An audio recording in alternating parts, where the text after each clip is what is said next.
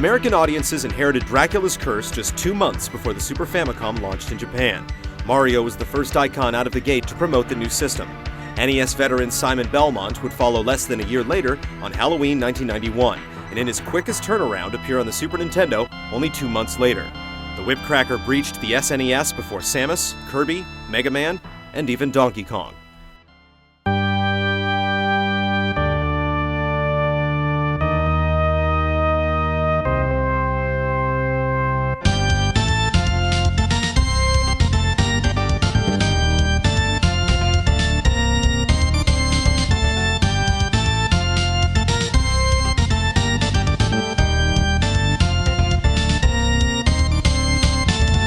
Super Castlevania IV was less of a new chapter and more a nod to the first entry in the series. The controller gave Simon another button for his sub-weapon, and his arsenal mirrored that of Castlevania I. The brand new Mode 7 graphics let the castle twist and rotate around the player, and their leaps got luckier with the ability to control Simon's fall after each perilous jump and swing from hanging hooks.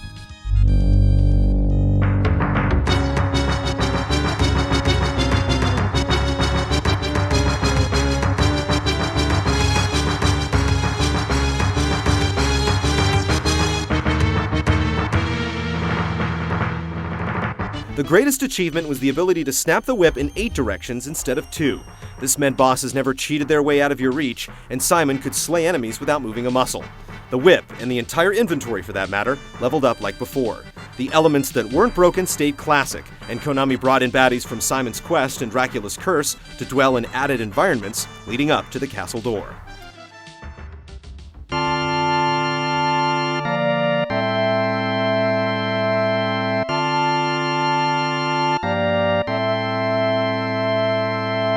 Masanori Adachi and Taro Kudo produced the score, composing new tracks and remixing old ones. The endemic themes they revisited would become expected by fans in future installments, no matter which Belmont was chosen. It was this nostalgia that fueled what would become the last in the series to be named numerically. Like the quests that came before it, Castlevania IV did not sell over 1 million units and is not considered one of the Super Nintendo's best-selling games. It is considered one of the best in the series, however, and a fitting tribute to the original. With a new generation beckoning, the saga story would finally move forward on another console.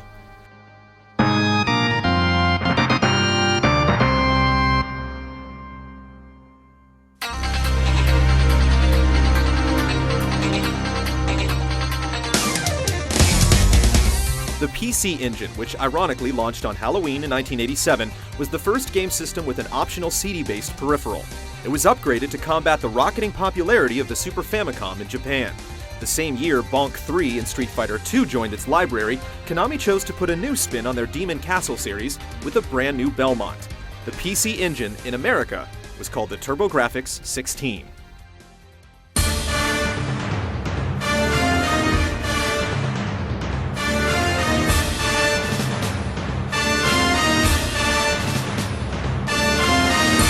Castlevania Rondo of Blood hit stores 2 days before Halloween in 1993. The title is directly translated as Ren, a Japanese term for the Buddhist rotation of death and rebirth. A rondo is a musical form that is often referencing a return to a particular theme or motif. It was the first installment with a 3-word subtitle, a naming convention that would become a series tradition.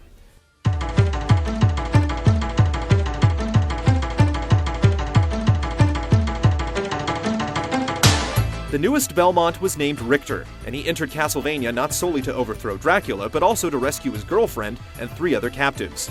The first of these, Maria Renard, joined Richter for the duration. The 12-year-old mage harnessed the power of the animal kingdom to attack and defend, not to mention a life-saving double jump, and the player could swap freely between the 2 heroes. Rondo also added a villain to the fold, a dark priest named Shaft, who resurrected classic bosses and orchestrated the Master of the Estate's return. These stage-ending monsters were a bit feistier than before, often getting in one last shot after their life bar hit rock bottom.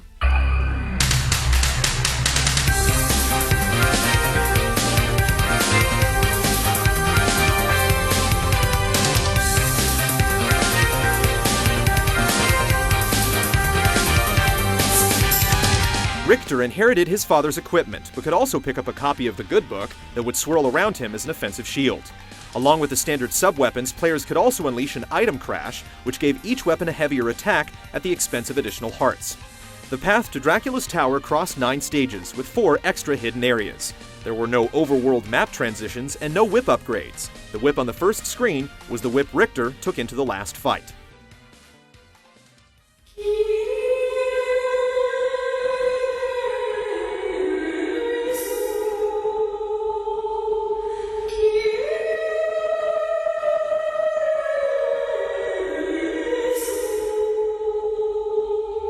Rondo of Blood won the award for the best Japanese action game of 1994 by Electronic Gaming Monthly, and is considered a major turning point for the franchise. Anime had no doubt inspired Castlevania's design, but for the first time these illustrations were used to tell the story cinematically. The style, combined with the CD format's access to recorded dialogue, made the story resonate more than the Belmont's pixelated past. 君は先に村に戻れ。俺はこれからこの先へ進む。 The US market expected to miss out on the 10th title in the series, but a port called Dracula X was shipped over in September of 1995. Unfortunately, it ended up being less than expected.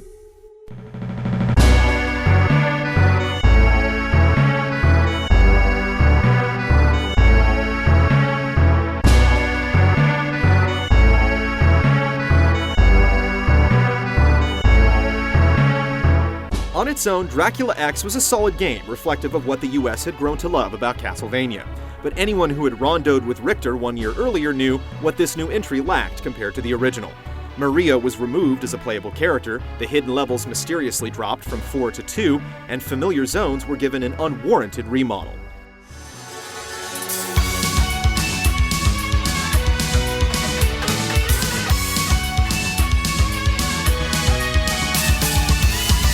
Konami took a second stab at the port in 2007 with the Dracula X Chronicles for the PSP. This time they started from scratch, throwing Maria back in and drawing the castle and the cutscenes with 3D polygons. Anyone unfamiliar with this chapter in the timeline could also unlock a faithful copy of the PC Engine original, along with the game's smash hit PS1 sequel. Gamers could also rediscover the hidden classic on the Wii's Virtual Console in April of 2008.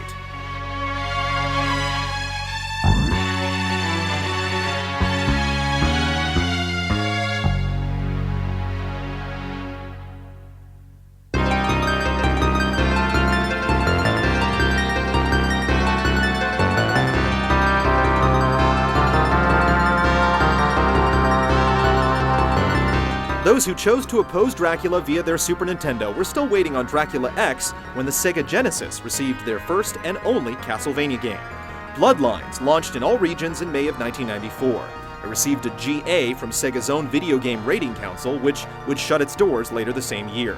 Although dubbed appropriate for all ages, it stands as one of the goriest games in the franchise. Super Street Fighter II and Wing Commander, on the other hand, were intended for mature audiences only.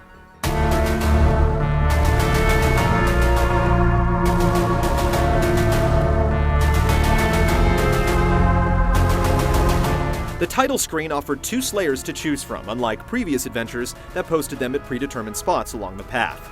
John Morris was the chosen Belmont instructed in the ways of the whip, including the ability to swing from the ceiling, and Eric Lecard was a master lanceman with a high jump and a thirst for vengeance after his love was turned into a blood-sucking beast. While the game was as linear as ever, it traveled far beyond the castle walls and even the borders of Romania. Chasing the niece of Count Dracula, Elizabeth Bartley, and her follower, the witch Drolta Fuentes, players visited a shrine to the lost city of Atlantis in Greece, the Leaning Tower of Pisa in Italy, a retired munitions factory in Germany, the Versailles Palace in France, and the fictional Castle Proserpina in England.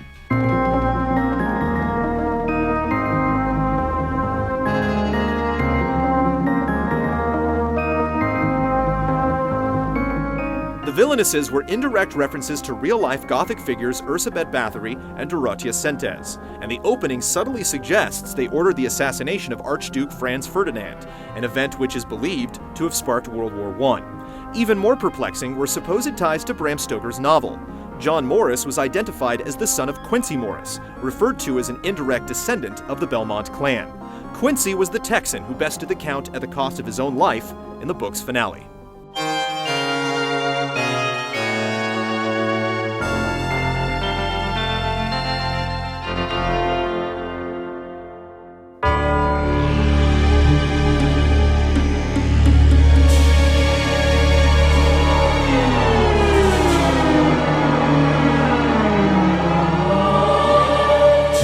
Bloodlines built a new audience for Castlevania on a new console.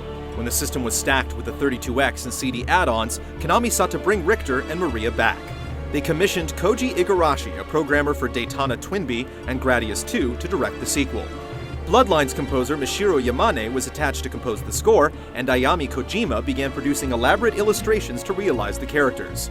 The game was never named because it was never finished, although fans have dubbed the Phantom Project the Bloodletting. Konami moved the team to Sony's PlayStation 1. It's rumored that much of the work they had already finished went with them.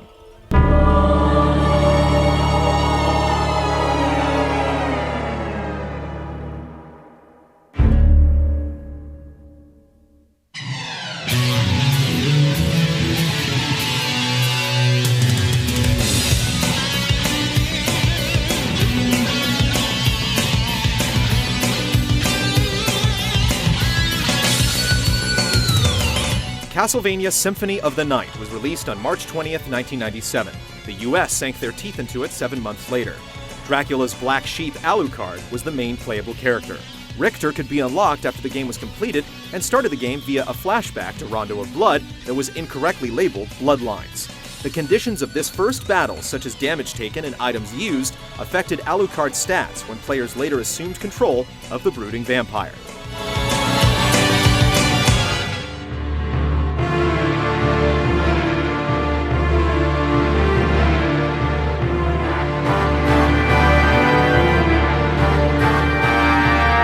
Aside from a quick stroll through the bordering forest, the game took place entirely inside Dracula's castle.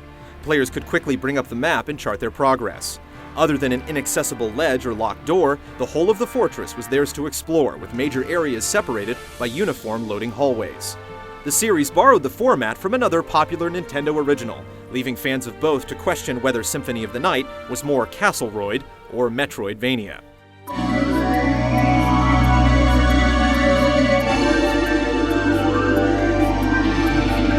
The free-roaming map was a breakthrough and the first in a cornucopia of gameplay improvements.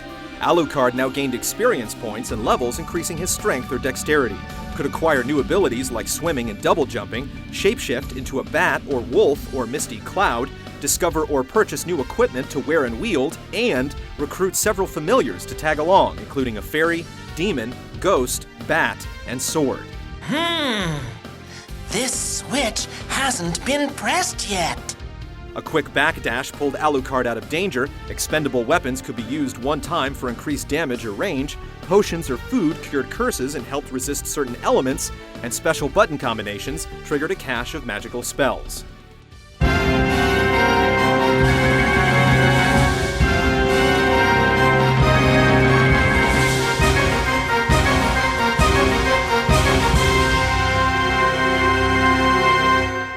The game was so deep that a third of the content was almost hidden. All roads led to a climax with Richter Belmont in the Count's throne room, and Alucard could strike down the former hero, queuing up an end cinema and credits. But if you met up with Maria beforehand, Alucard could see a green orb circling the hunter and discover that Richter was being possessed by the enigmatic shaft. This opened a portal traveling above the clouds to an upside-down version of the entire castle, with new monsters, bosses, and plot twists to uncover.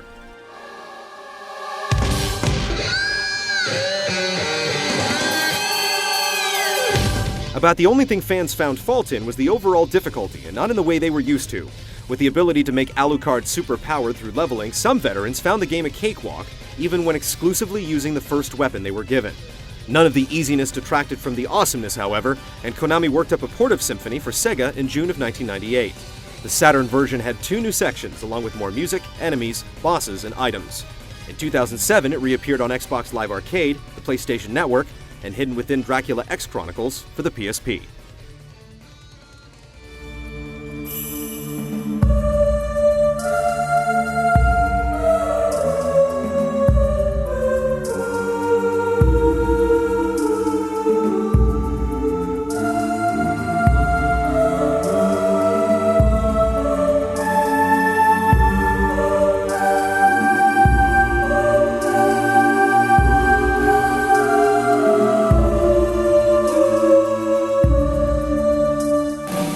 Symphony of the Night was the most drastically improved game in the series. No single game in the franchise had received the amount of new features that Igarashi and team found room for on the PS1. It stubbornly stayed 2D when every franchise in the industry was scrambling for a way to make that extra dimension work, proving a series can stay true to itself while still blowing players' minds. Like its brethren, it was cursed into obscurity, again failing to climb sales charts and rest among the most lucrative games on the system.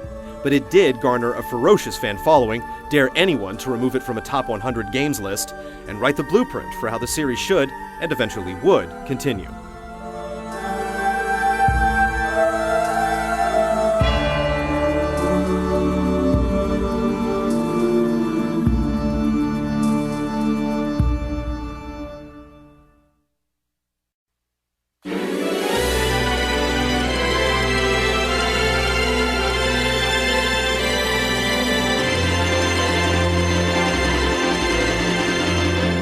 After sticking to the Famicom for 3 years, Castlevania spent the better part of the 90s taking big risks on new consoles. Almost every platform got an exclusive entry, and word of this bloodthirsty franchise began to reach players that might have missed its 8-bit era entirely. By the time Symphony played its masterful melody, no one could deny the series' brilliance simply because it was too difficult. Could the series reinvent itself even further?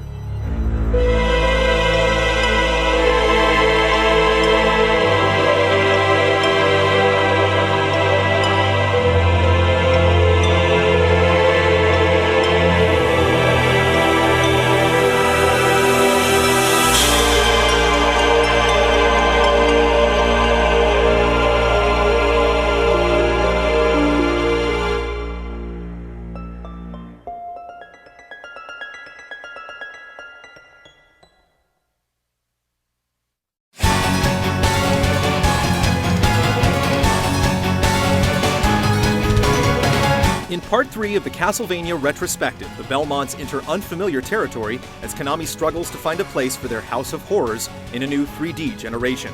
New projects rise and fall, the Nintendo 64 witnesses some of Castlevania's darkest days, and a lament of lore sets the series straight from the very beginning.